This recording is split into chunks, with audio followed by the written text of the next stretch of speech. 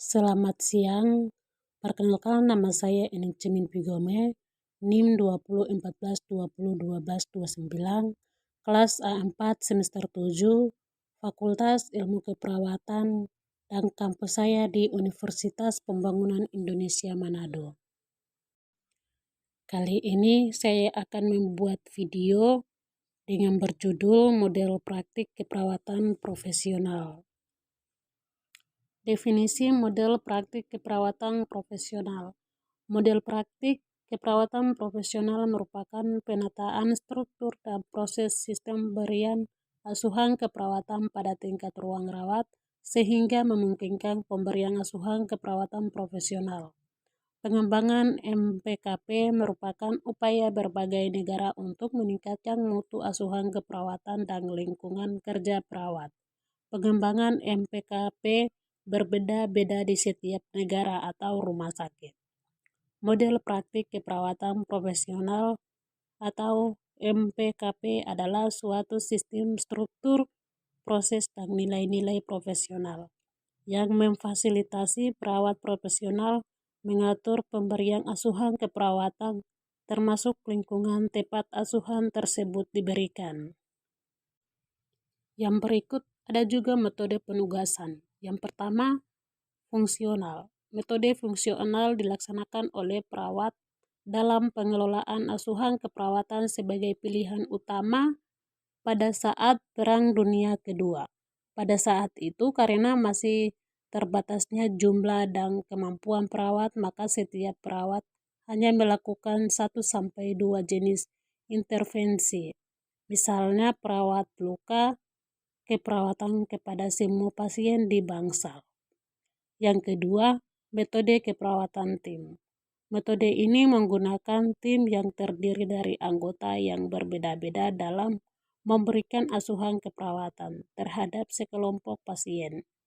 Perawat ruangan dibagi menjadi 2-3 tim atau grup yang terdiri dari tenaga profesional, teknikal, dan pembantu dalam satu grup kecil yang saling membantu. Yang ketiga, keperawatan primer.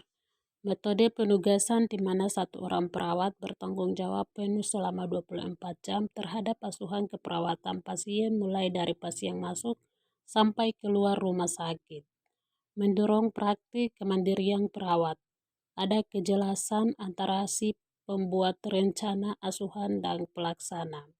Metode primer ini ditandai dengan adanya keterkaitan kuat dan terus-menerus antara pasien dan perawat yang ditugaskan untuk merencanakan, melakukan, dan koordinasi asuhan keperawatan selama pasien dirawat. Yang keempat, manajemen kasus. Setiap perawat ditugaskan untuk melayani seluruh kebutuhan pasien saat ia dinas. Pasien akan dirawat oleh perawat yang berbeda untuk setiap shift dan tidak ada jaminan bahwa pasien akan dirawat oleh orang yang sama pada hari berikutnya. Metode penugasan kasus biasa diterapkan satu pasien satu perawat, dan hal ini umumnya dilaksanakan untuk perawat privat atau untuk keperawatan khusus. Yang kelima, modifikasi tim primer. Pada model MAKP, tim digunakan secara kombinasi dari kedua sistem penetapan. Sistem model MAKP ini didasarkan pada beberapa alasan. Yang pertama, keperawatan primer tidak digunakan secara murni karena sebagai perawat primer harus mempunyai latar belakang pendidikan S1 keperawatan atau setara.